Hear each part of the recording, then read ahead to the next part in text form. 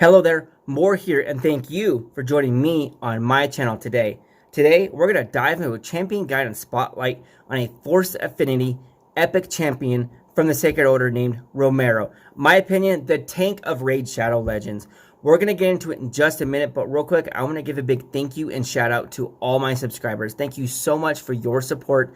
It means the world to me, and you don't understand how much it benefits the channel, because without you, this channel wouldn't exist, because we're to get out there together on a mission to create the most comprehensive library of champion guides the Raid Shadow Legends has ever seen of the epic and rare champions.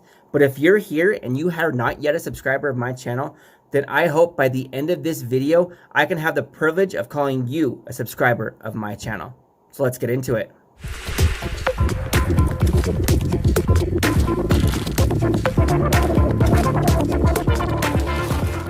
Alright, today's video is a champion guide on spotlight on Romero, a Force Affinity epic champion from the Sacred Order that is a defense-based champion with a kit designed to keep your team alive. He is, in my opinion, the Taric of Raid Shadow Legends.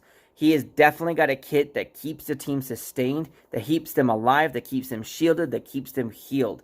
Pair him with another sustaining champion like I do. I pair him with a Captain Tamila quite often in my content, and the two of them are almost unbeatable to keep everybody alive through just about any content there is in the game.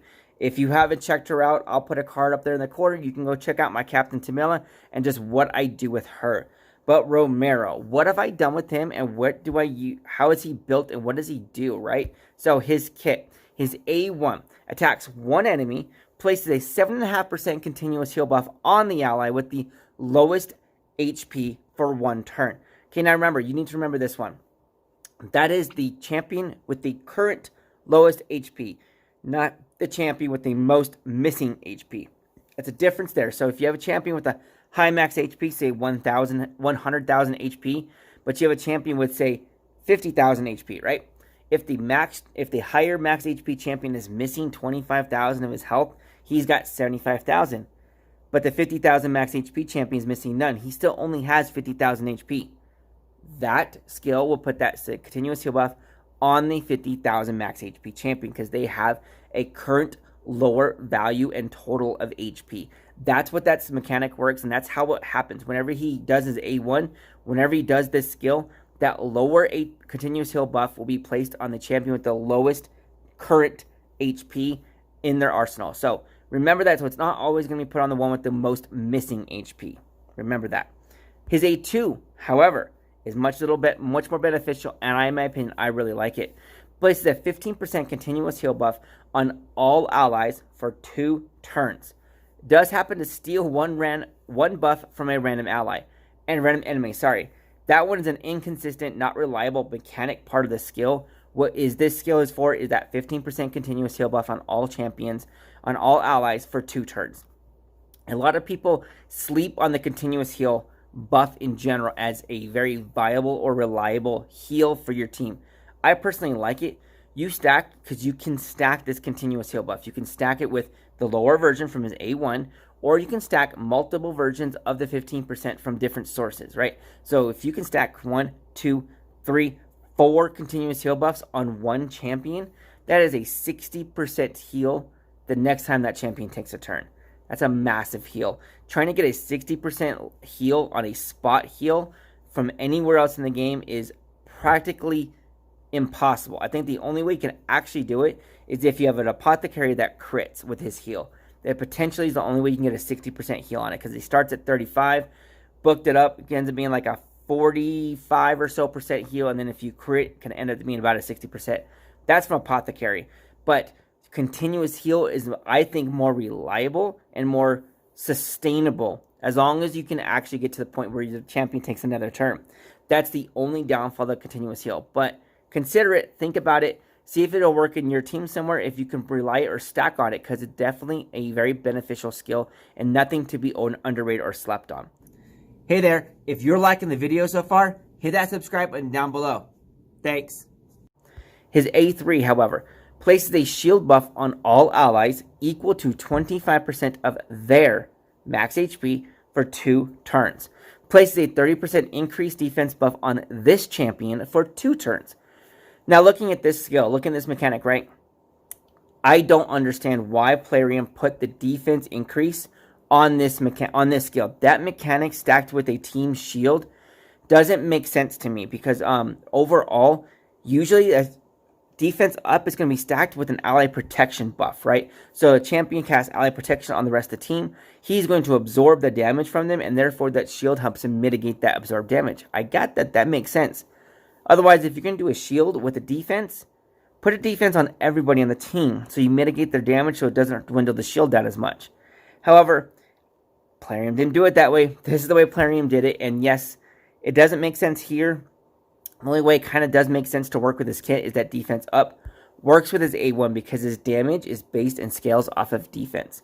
So he gets that himself that 30% increased defense, so therefore he gives him a 30% increased damage output. So he has the potential to do a little more damage when he casts that after that shield goes up on everybody. So there is some benefit to it. It does mitigate the damage that he personally receives, so therefore his shield lasts just a little bit longer. So there's that when it comes down to it. Now though, look at this, the skills. If you actually book him out, yes, mine is not booked out. I have found that he is definitely an epic champion that does not need to be booked. Remember that. It does make him a little bit more valuable for the free-to-play account or the low-spend account because you can utilize him, take advantage of him without his books being put into him and invested into him. Just level him up to 60, master him out, and he is definitely a really valuable champion for your content. But his books, if you do book him out, his shield is increased by 50%. Can you remember this? Remember the mechanics of this kind of skill. He has a 25% max HP shield that he puts on people. His books increase that shield by 50%. That is not becoming 75% shield. What that is 50% of the 25 that's up there. So it ends up becoming a 37.5% HP shield that he applies on everybody on the team. So remember, that is still very valuable and viable and definitely a very beneficial increase to this skill overall. So don't just remember that you're not looking, if you go to do it, you don't expect a 75% shield and this massive shield on the health bar. It's a 37.5% shield. Just remember that mechanic. Then is A4. If you pair him with Juliana, unfortunately, I don't have Juliana, so I have not been able to test this skill out. I would love to hear any feedback from anybody, any of you, if you're watching the video right now. Leave me a comment down below if you have paired him with Juliana and the two of them together, because this one attacks all enemies 3 times and it's based off of defense. You stack your defense, get a 2, 3, 4,000 defense stat on him, drop that 30 or a 60% defense buff on him, take his defense up and higher, and AoE, 3-hit AoE on everybody. Arena nuker, in my opinion, right then and there. Think about that. My gosh, that just sounds amazingly fun to use. But if you've done it, tell me in the comments. Leave me some feedback. Let me know how it works, and let me know if it's actually viable, if it's a good little skill, and if it actually puts out some decent damage. But artifact-wise, what have I actually done with my Romero? Because I do use him in content, right? So I've actually stacked him with 3 immortal sets. This is just me. I wanted to put more HP on him, and I wanted to give him that 9% continuous heal every single turn. Because remember, the immortal set gives a 3% health regen at the beginning of every turn. 3 sets, 3 times 3, 9% HP regen every single turn. That's why I wanted that on there. To stack that concept with his A1, 7.5% continuous heal, and his A2, 15% continuous heal. If he puts both those on himself, or the A1 on himself, and the 15%, and then the 9%, we're looking at like there's 16, 15, we're looking at like 32, 30, about 32% continuous heal every single turn. 30% heal every single turn. That's pretty massive, and that's why I put it on there. And I wanted that extra HP so we can absorb a little more damage. His defense is not too bad. So let's get into his actual stats just so you can see it real quick. His HP is 44,000, which is not horrible, but it's not the best. His defense is 3,000 defense. Now remember, he is a defense-based champion. He only has 1 damage-producing skill with a 1-hit A1. So it's kind of, he doesn't put out a whole lot of damage. But remember, his kit is designed to keep your team alive, not to be DPS. But when he does hit, he can hit for pretty decent. I haven't worried about the crit rate or crit damage on him because remember, he is not there for DPS. I have him in my roles in my content to be the role of a healer and a tank to sustain the team, not to kill the damage, do the damage and kill the enemy. And then also, I have a little bit of resistance, 69, and 25 accuracy. 25 accuracy, I can care less about the accuracy. He has no debuffs. He has no turn meter control, so he has no need for accuracy whatsoever in his kit, so you do not need to build accuracy on him. This is the way I've built him. I do have him, oh, we just got it rolled over real quick. What is his speed? His speed is at 172. You do want to build him with speed. I highly recommend you build him with speed because you want him to go faster and faster so that he can take that A1 and do it again. Just keep cycling through that A1, so you want speed on him. I do suggest or consider, if you're going to build up your Romero to progress your account, consider putting possibly a speed set or 2 or 3 on him, or potentially a relentless set if you do have him. Both those sets are two definitely very viable sets for Romero because, again, they increase the speed and or they increase the chance to take another turn. So therefore, he's going to cycle through his cooldowns. It's also going to give him the chance to land his A1 more frequently, so therefore more continuous heal buffs. The faster he goes, the more he can attack with his A1, the more sustainability that he has in general for your team. So two other sets is the speed set and a relentless set are two definitely very viable sets that you can put on him. I went immortal, but that's just me. I don't have any very, very good speed or relentless sets left to put on him, so I stuck with the immortal, so that's why I did what I did. So, his skills, his mastery here, his scrolls, his masteries. I went down support and defense, right, because he is not there for damage output. He has one skill that is one hit A1 that is his damage output, unless you have Juliana. I don't, so I don't have him for DPS. I have him for sustainability and tankiness, right? So I went down the defense and the support tree way over there, right? Support tree, I went to max out the shield potential that he could do.